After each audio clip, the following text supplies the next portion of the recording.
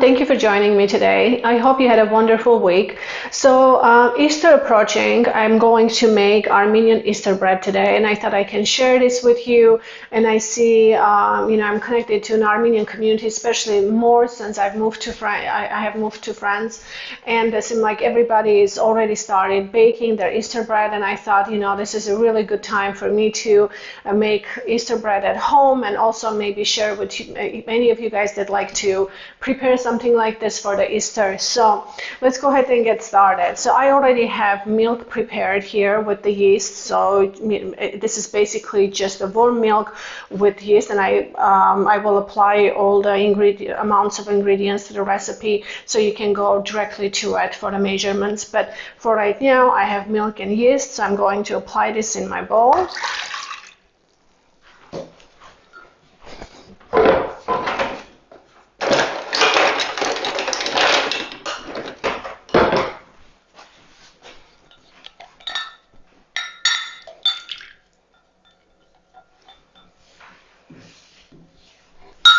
Okay, at this point, I'm just going to give a good stir. So for the yeast, basically I warmed up the milk. The temperature of the milk has to be lukewarm. So you can, for the temperature, you can just check with your little finger, putting into the milk, and it can't be too hot or it can be too cool. So it has to feel warm. At that point, just add the envelope of yeast and let it sit for just a little bit to get activated. And then, that's basically all this is. So then I'm going to apply my egg yolks, which I already prepared ahead of time. Oops, my slush.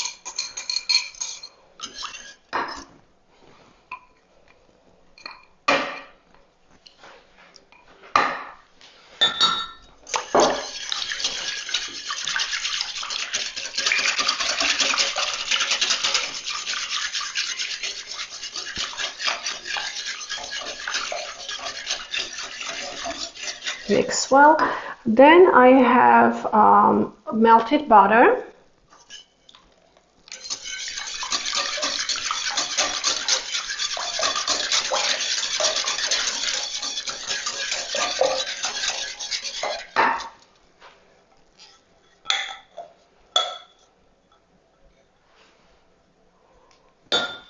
Okay, I'm going to add sugar. So I think I'm going to add for us about 1.5 cups sugar. So in the past times I added less sugar because traditionally you can use this bread to spread jam and butter, etc. So we don't really do that very much. So I'm just going to add a little extra sugar to make it sweet. But it is in your discretion. There's nothing wrong with adding less or more. If you like more, if you like sweeter, then you can add more. If you want less, you can add less. It's completely up to you.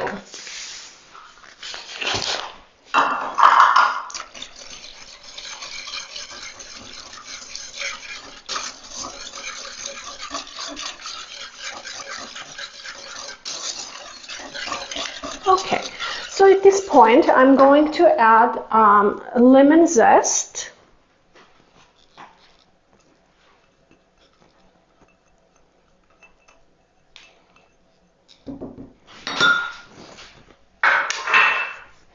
I have vanilla.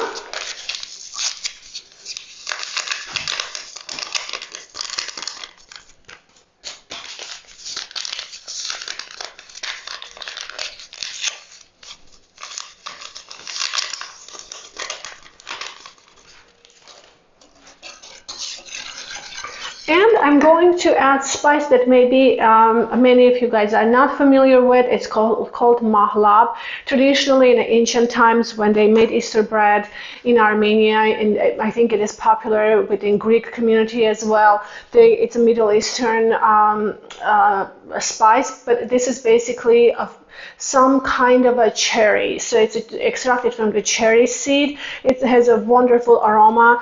This is what traditionally they use. And I was really curious about it. To be honest, I've never tried this before, or maybe I tried once, but just recently I ordered this because I was really curious to see. Everybody talks about how wonderful aroma spreads around the house when you bake this bread with this spice. So anyway, it's called mahlap. You can even just order it from the Amazon if you're interested. You can try it if you like, but this is what has been used traditionally, and I'm trying to use this in my recipe as well. And I'm going to use 2 teaspoons of them, but generous spoon. So we'll give it a good mix. Then we are going to add our flour. And flour we have to add, you know, until it doesn't stick to the hands. So it becomes kind of a dry where we can work the dough with our hands.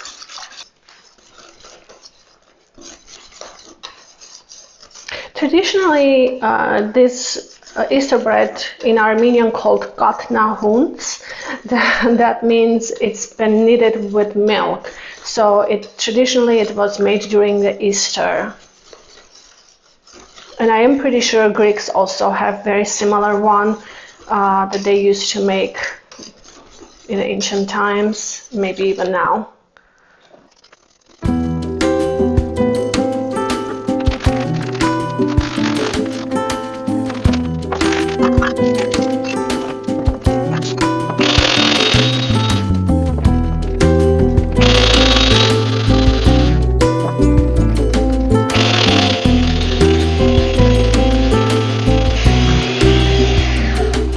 So at this point, I'm going to start with my hands because when it's liquid, I like to use my mixer until it gets to this consistency. And then as soon as I get to this consistency, I'd like to start working with my hands.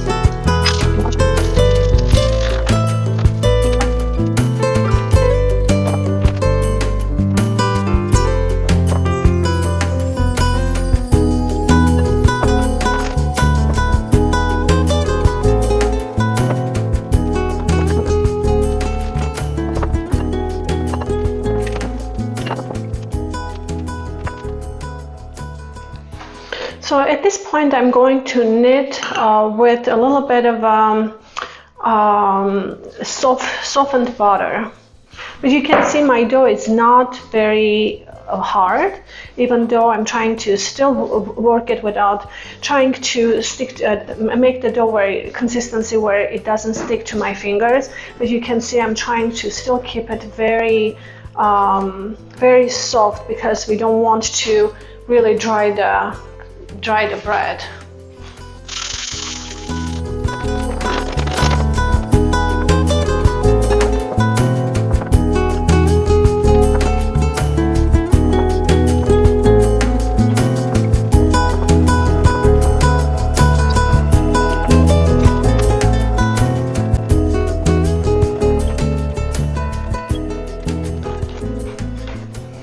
Okay, so you can see the dough has come together. Looks really, really nice.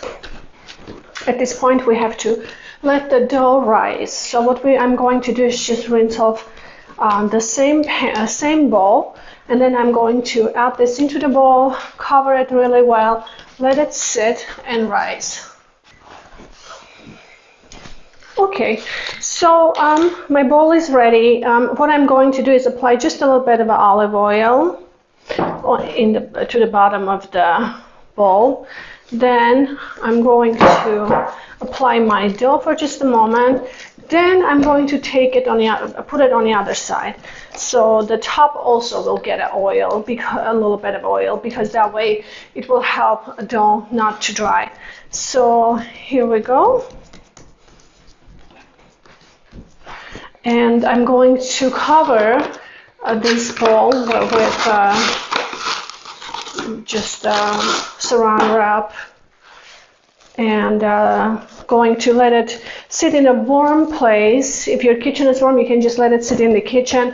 Best place also, you can just put them in a microwave and close the door and just let it sit there as well, because it's airtight, and it does help for the rising process as well.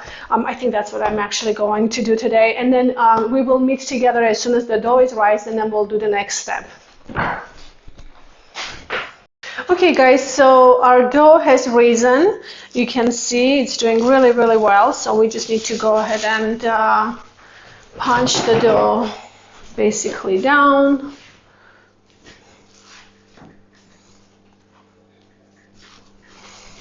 And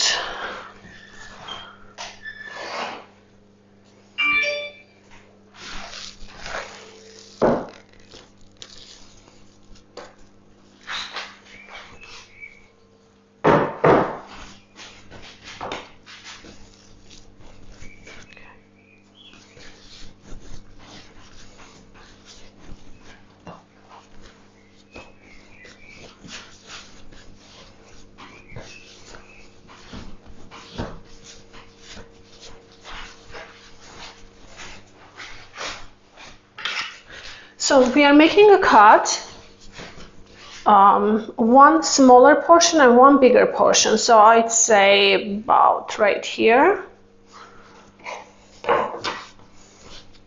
We'll put this aside.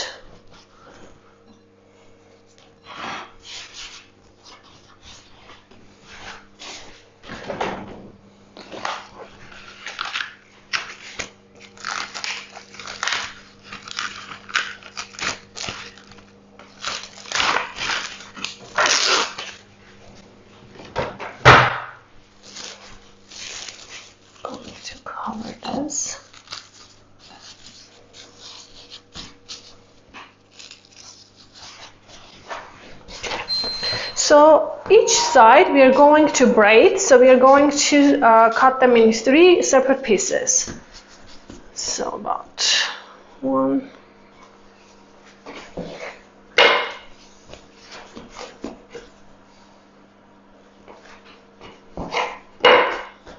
2,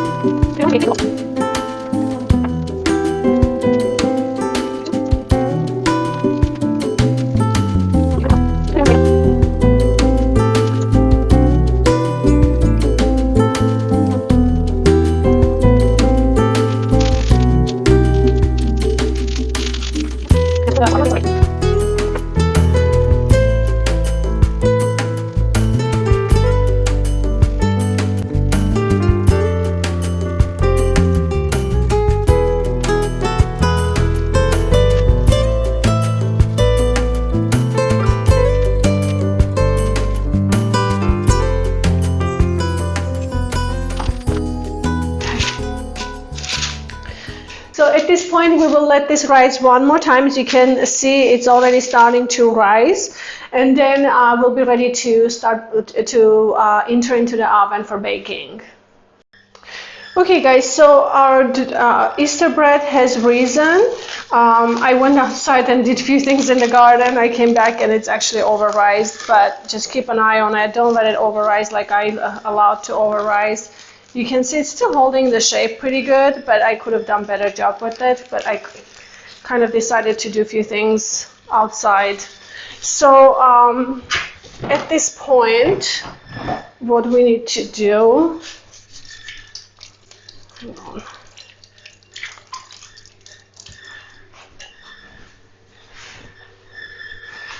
So at this point, what we need to do is just brush our Easter bread with egg. I have 2 beaten eggs. I don't use too much egg white, so you can do either way. However you guys used to doing it, it's fine. I use more egg yolks than white for this particular bread. Oh my goodness, it has really reason. I'm sorry about this, but usually it's not supposed to be so reason because I'm starting to lose my lines, and as you can see, that's not how it should be. Okay, so you can sprinkle with any kind of seeds you like. I just have sesame seeds. Traditionally, it's done with sesame seeds. You can use chia seeds, some other seeds that you actually like. It's not, you can use anything that you like. I like sesame seeds, and this is how it's done traditionally.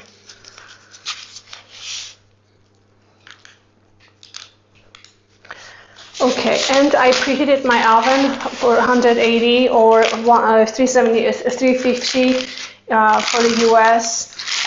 In Europe, it's 180. I'm going to put this in the oven.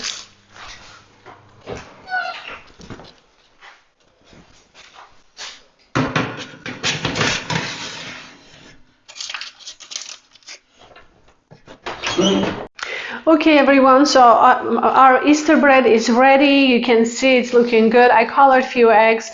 I really wanted to color some yellow ones, but for the life of us, we could not find white eggs in our area for me to color yellow. But this is just to give you an idea if you want to have some colored eggs to serve for Easter with the bread. Anyway, the sesame seeds look really good. You can use any kind of seeds that you like. There's so many different versions out there. This one is particularly traditional Armenian one. You might see me making some other varieties as well, but anyway, hope you guys enjoyed this.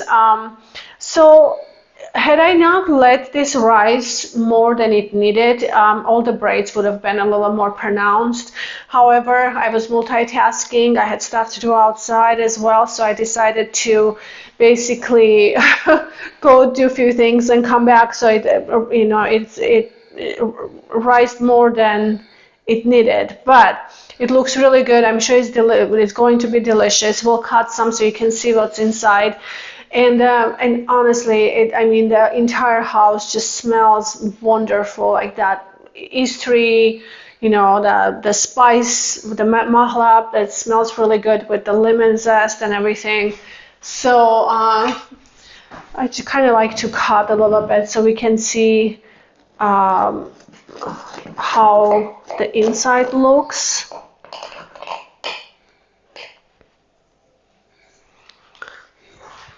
So this is what inside looks, and it's a sweet. You can also toast this with a little butter on it or whatever, however you like to have. But anyway, you guys, this is Easter bread. Hope you guys can make one for your own family for Easter. Have a wonderful, happy Easter, and I will see you in my next video.